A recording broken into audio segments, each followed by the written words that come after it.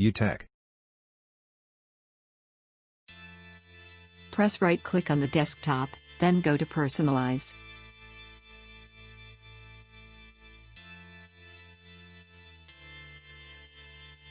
Go to Themes, then click on Desktop Icon Settings.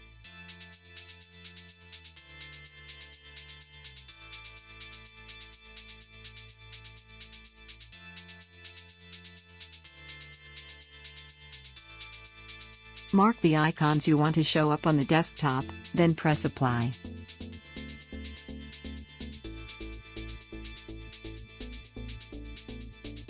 If you unmark an icon and press Apply, it will remove the specific one from the desktop.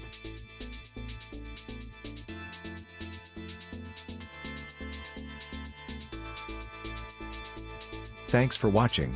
Subscribe and check other videos.